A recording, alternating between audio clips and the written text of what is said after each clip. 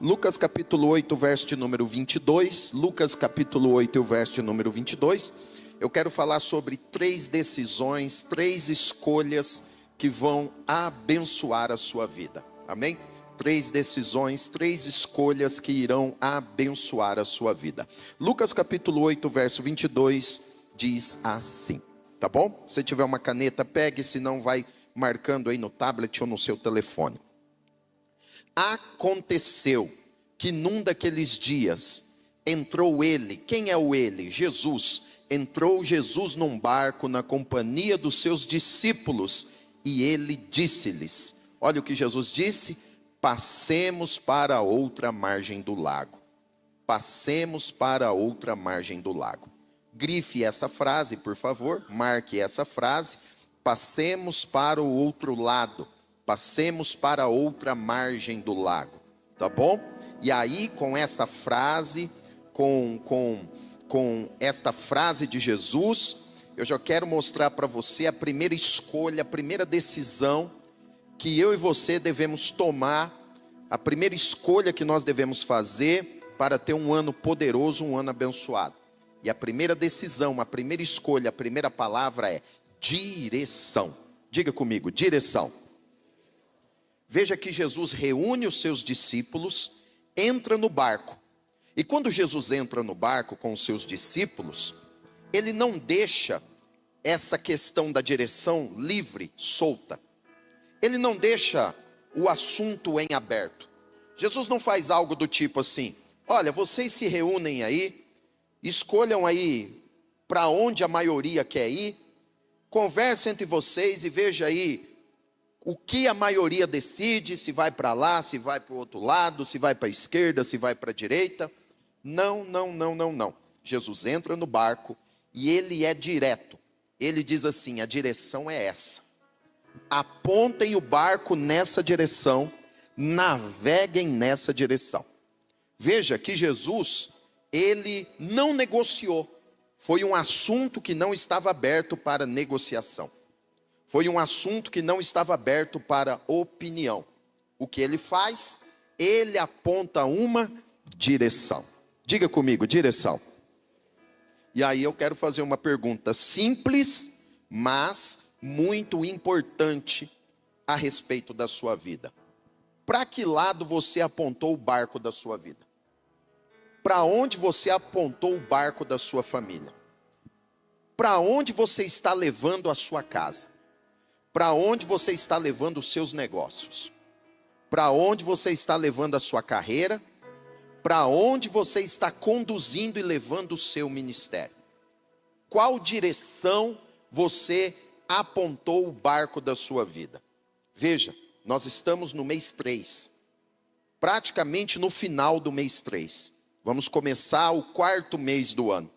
E é triste porque algumas pessoas estão, pastor Mirko, como o povo de Israel no deserto, a dar círculos, a fazer voltas no deserto. Por quê? Porque lhes falta uma direção.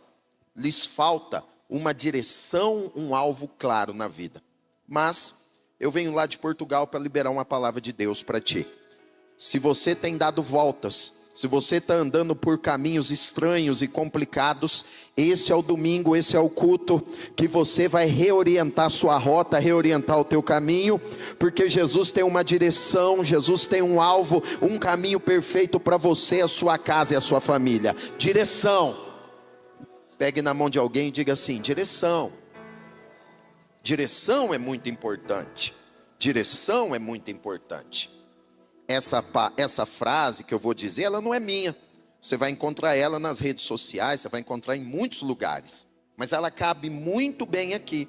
Ela cabe muito bem aqui. E a frase é o seguinte, ó: direção é mais importante que velocidade. Amém? Ó, vou falar. Direção é mais importante que velocidade. Sabia que tem muita gente que está acelerado? Tem muita gente que está correndo, mas num caminho errado? Sabia que tem gente que está em alta velocidade, mas num caminho errado? Por isso você não deve comparar a sua vida e a sua história com ninguém.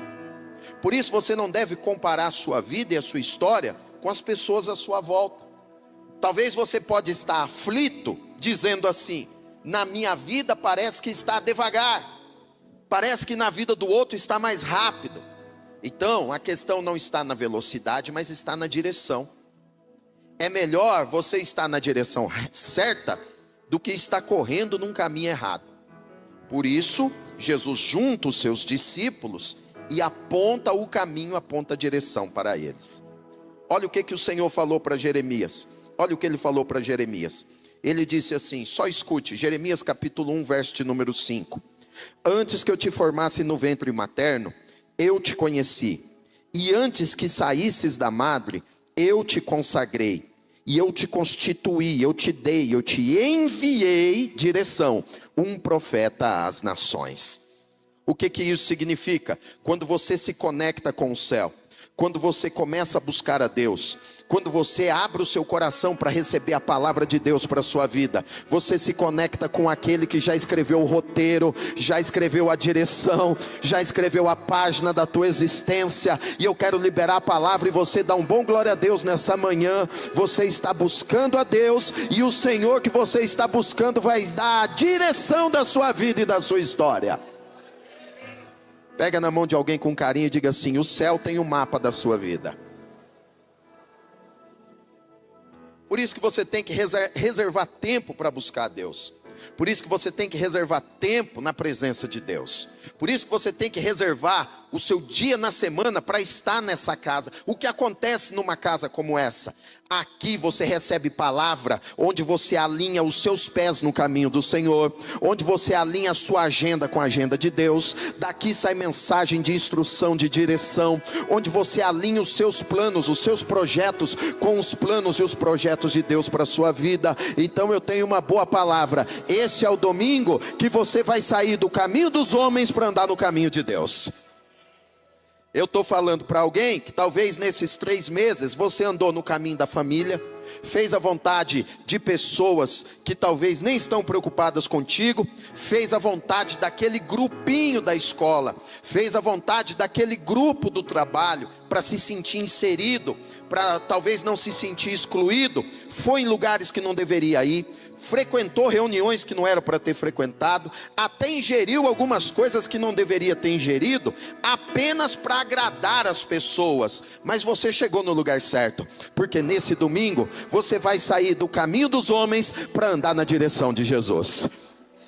Você vai sair dessa rota humana que você já entendeu que não tem nada para ti, não tem nada para tua família, para o teu casamento. Vai sair desse caminho humano para entrar no caminho do plano perfeito do céu para a sua vida e para a sua história. Eu vou contar até 3, você vai dizer bem alto: direção. 1, 2, 3.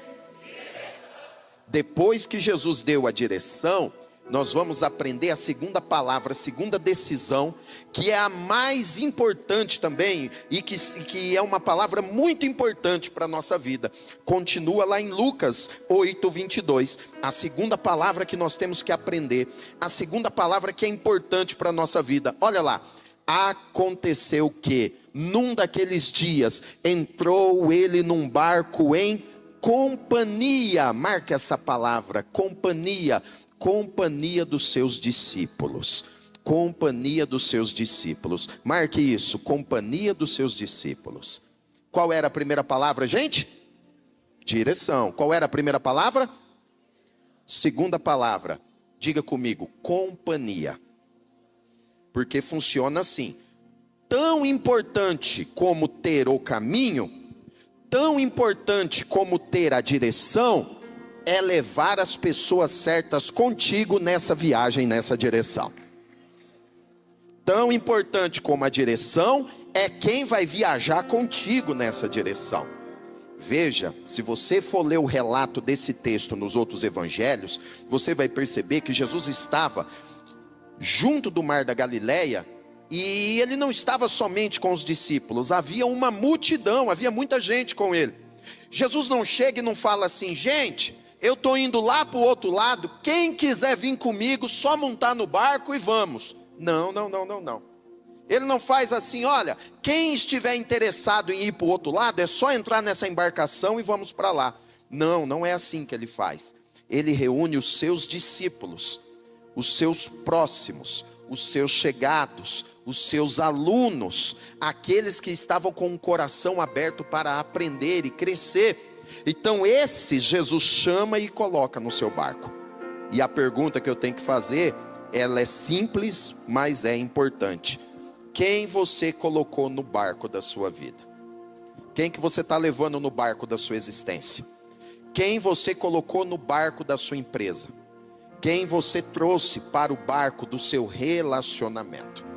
Isso é simples, mas importante, porque muitas pessoas no ano passado tiveram problemas financeiros, porque acabaram por trazer pessoas erradas para o seu barco. Outros tiveram problemas até no casamento, porque acabaram por trazer pessoas erradas no seu barco. Outros poderiam estar sentados aí, ou até com esse microfone na mão. E sabe por que não estão? Trouxeram pessoas erradas para o seu barco. Por isso eu te pergunto, quem está no barco da tua casa? Quem você colocou ou tem colocado na mesa, na sua mesa, dentro do seu carro? Quem você trouxe para ser seu parceiro de negócios? Para quem você está abrindo o seu coração? Para quem você está partilhando a sua intimidade? Veja que Jesus, ele foi muito direto. Ele aponta a direção e ele seleciona quem vai viajar com ele. Aí alguém pode dizer assim: poxa, bispo, mas parece uma mensagem assim tão forte. Como que nós encontramos? Tem algum outro exemplo bíblico disso? Tem. A Bíblia fala no Velho Testamento de um barco que tinha um destino. E nesse destino, a viagem estava programada para ser uma viagem maravilhosa. Mas teve um homem que não era para ter entrado naquele barco. Mas pela teimosia dele, pela dureza do coração dele, ele entra naquele barco e por causa dele, quase acontece um naufrágio, uma catástrofe. É o Jonas. Então um Jonas num barco compromete uma viagem. Um Jonas numa empresa pode comprometer uma empresa. Um Jonas dentro de uma casa pode comprometer uma casa. Por isso Deus me trouxe lá de Portugal para te dizer: se é importante ter direção, é importante também fazer uma limpeza na sua vida, uma limpeza na sua história. Tem algumas pessoas que não podem mais sentar na sua mesa.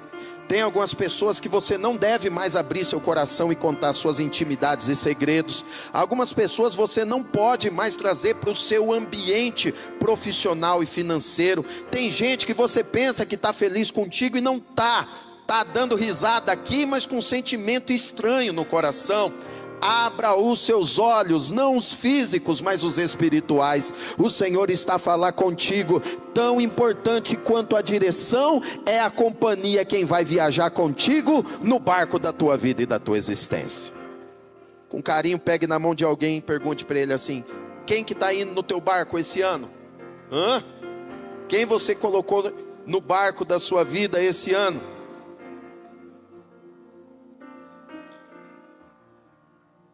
A questão que a tua esposa falou contigo, e aí você falou o que para ela? Você está vendo coisa? É meu amigo. A questão que o seu marido falou contigo, e aí o que você falou? Você está louca, mulher? Você está vendo coisa? A questão que o teu pastor te orientou, teu pastor te aconselhou, e você está dizendo assim: não, meu pastor não sabe. Talvez o jovem, um adolescente está aqui, o pai falou, a mãe falou, e aí você está dizendo assim: não, no seu coração, meu pai e minha mãe não sabem de nada, sou eu que sei de tudo. Muitas pessoas não estão atentas a esse detalhe. Qual detalhe, bispo? O detalhe da companhia. Eu vou contar até 3, você vai dizer companhia. 1, 2, 3. Então veja, Jesus aponta a direção. E Jesus também chama, reúne as pessoas certas para entrar no barco dele. Vamos seguir a leitura? Vamos seguir a leitura? Verso de número 23. Verso de número 23. Enquanto navegavam, Jesus adormeceu. Jesus adormeceu. E quando Jesus adormece, veio de uma maneira inesperada uma tempestade de vento no lago. E correndo sobre eles o perigo de sossobrar, naufragar, afundar. E agora, veja, o barco está a ser atacado, o barco está a ser bombardeado. por uma tempestade, por vento, por ondas e por água. E nesse momento, verso de número 24, chegando-se a ele, despertaram-no dizendo: mestre, mestre, estamos perecendo. Tem uma tradução que diz assim: mestre, nós vamos morrer. Se você ler esse relato em Marcos, Marcos diz assim, que os discípulos estavam cheios de medo, cheios de temor. E aqui nós vamos começar a ver e aprender a terceira palavra. Por quê? Preste atenção. Jesus entra no barco, vai para um canto do barco, deita e adormece. Quando ele adormece, no meio da jornada, o barco é atacado pelos ventos e pela tempestade. E quando chega o problema da tempestade, quando chega o ataque da tempestade, o que acontece com aquele barco? O barco fica cheio de medo, cheio de temor, cheio de preocupação e com o seguinte pensamento: esse é o nosso fim, nós vamos morrer aqui nessa embarcação. Por que veio medo, temor? Por que veio pensamentos de morte? Por que veio esse sentimento que o barco ia afundar? Sabe por quê? Você vai repetir comigo, eu vou contar até 3, você vai dizer assim, ó: falta de governo, tá bom? 1, 2, 3. Sabe o que aconteceu com aquele barco? A terceira palavra: não tinha governo. Jesus dorme e não houve um único discípulo, não existiu nenhum discípulo que fosse capaz de se levantar no meio da situação para acalmar a situação. Não teve um único discípulo com a capacidade de acalmar os seus colegas e parceiros. Ninguém se levantou para pegar o governo da situação, para pegar o domínio daquela situação. E aqui está a terceira palavra: governo. Por quê? Esse é o ano que você precisa pegar o governo da sua vida. Esse é o ano que você precisa pegar o governo da sua casa. Esse é o ano que você precisa pegar o governo lá naquela empresa, naquele local que você foi plantado. Esse é o ano que Jesus quer que você pegue o governo da situação que está à sua volta. Veja o acontecimento. O barco está tomado de medo. O barco está tomado de preocupação. O barco está tomado de um sentimento de morte. Até que alguém, num desespero, vai até Jesus e acorda ele. Vai até Jesus e desperta ele. Olha o texto. Depois que mestre, mestre, estamos perecendo, o texto diz assim: despertando Jesus. Tem uma tradução bíblica que no lugar de despertando tem a palavra levantou-se Jesus. A ideia é mais ou menos isso. Olha aqui para mim. O barco está cheio de medo. O barco está cheio de pavor. O barco está tomado de morte. Mas de repente, quando alguém toca em Jesus, Jesus põe-se em pé e ele se levanta dentro do barco. Eu tenho uma boa notícia para você dar um bom glória a Deus nessa manhã. Assim diz o Senhor: eu te plantei nessa casa porque eu quero que você se levante dentro dessa casa. Quem está comigo? Eu te plantei naquela família porque chegou a hora de você se levantar no meio daquela família. Vou falar outra boa para você dar outro glória a Deus. Te plantei, te coloquei naquele trabalho, naquela empresa, porque chegou a hora de você se levantar naquele ambiente profissional. Essa igreja está plantada nessa cidade, porque chegou a hora de nós nos levantarmos nessa cidade. Levanta, levanta. Se tiver alguém do teu lado com carinho, pega na mão dele e diga assim: chegou a hora de se levantar. Levanta e pega o governo da situação. Levanta e pega o governo desse negócio. Eu estou a falar para alguns profetas, pastor Mirko, que estão escondidos.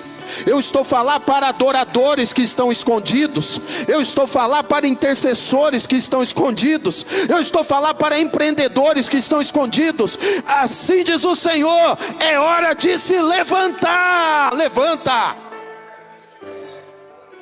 Levanta. Veja que o barco estava sem governo. Diga comigo: barco sem governo. Como tem casas que estão sem governo, famílias que estão sem governo, ambientes profissionais que estão sem governo. ambientes que estão sem governo. E quando não tem governo, o que que aparece? Medo, caos, o grito, o desespero. O que que aparece? Os pensamentos de morte, o sentimento de que é o fim, porque falta o governo. Mas quando o barco estava desgovernado, rumo a um final terrível, alguém se levanta dentro do barco. E eu tenho uma boa palavra para alguém aqui. Chegou a hora de você começar a se levantar de madrugada dentro daquela casa. Aleluia. Chegou a hora, eu vou falar aqui, alguém vai entender e vai se alegrar no espírito. Você começar a se levantar dentro daquela casa de madrugada com a mão desse jeito. Você parar na frente de uma porta fechada, estender a mão e começar a profetizar salvação, cura, libertação. Assim diz o Senhor, se levante dentro daquela casa.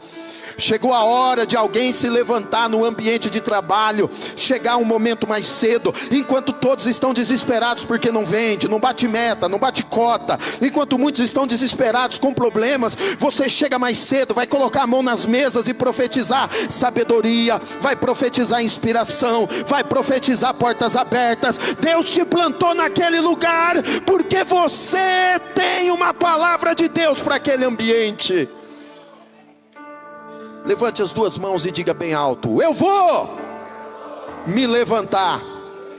Pode aplaudir a Jesus. Jesus se levanta e pega o governo. Jesus se levanta, e quando ele se levanta para tomar o governo da situação.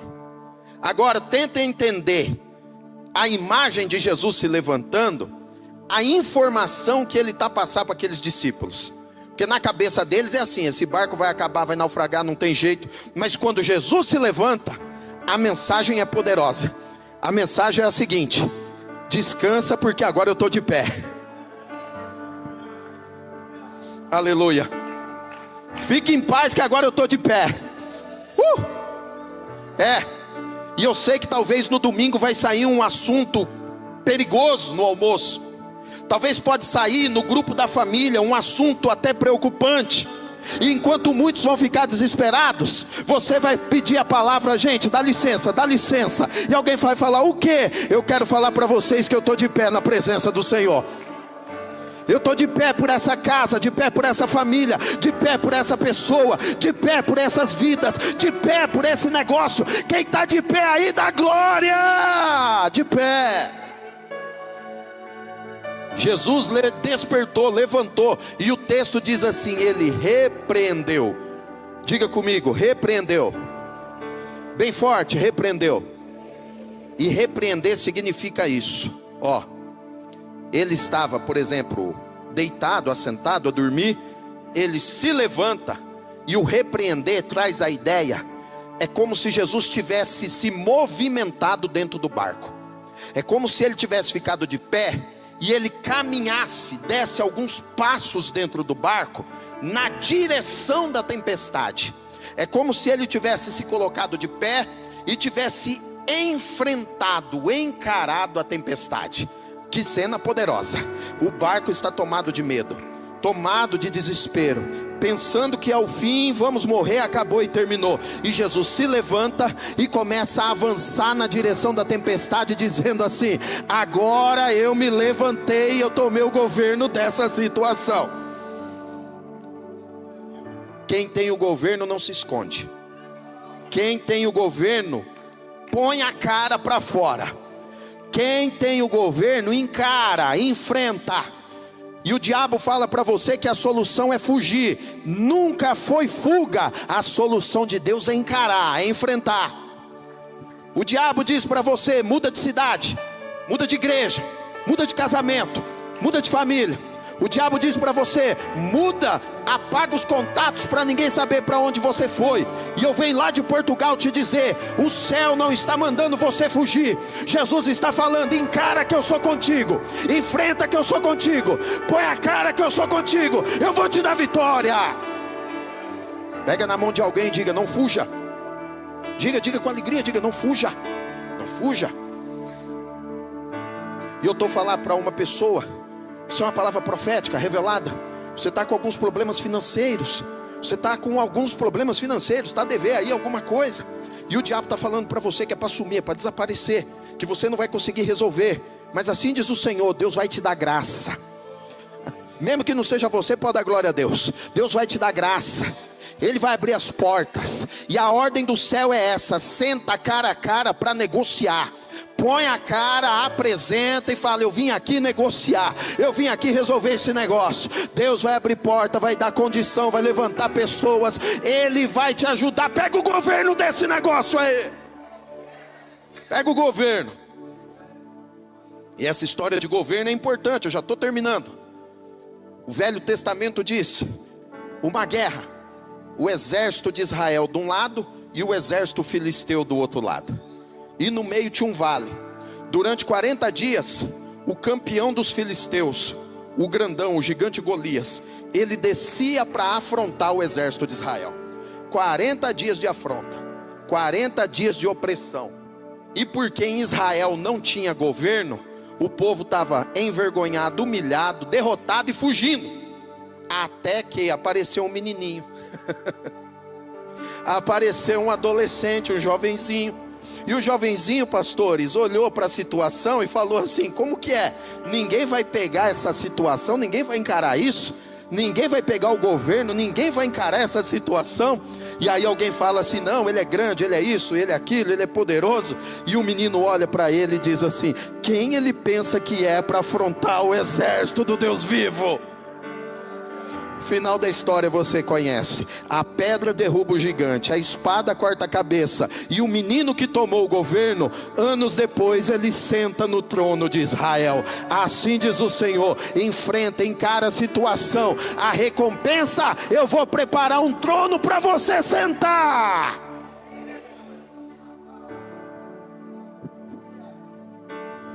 Quando Jesus se levanta, toma o governo, terminando o texto, ele repreende o vento. E ele diz assim: cala-te, aquieta-te, emudece. Jesus dá uma ordem. E o texto diz que tudo cessou.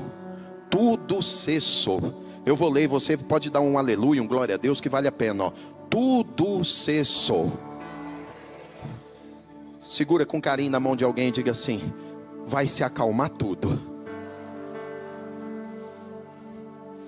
Tudo cessou. O vento ficou quieto, as águas se abaixaram. Sabe por quê? Algumas palavras não vão mais ser repetidas dentro da tua casa. Aleluia. Algumas vozes serão silenciadas.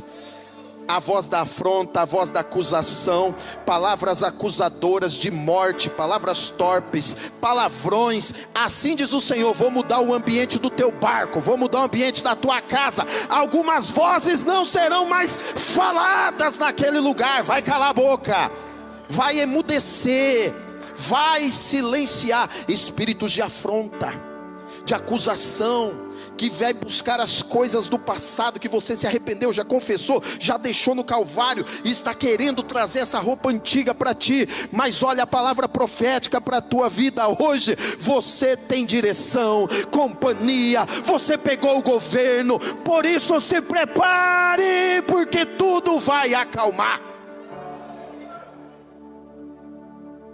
Diga comigo: veio a bonança. E quando veio a bonança, imagine agora, o barco está tranquilo, o barco está em paz, o barco está navegando em águas tranquilas, silêncio dentro do barco, ninguém mais fala em morte. Isso, minha irmã, ninguém mais está questionando a Deus ou falando em morte.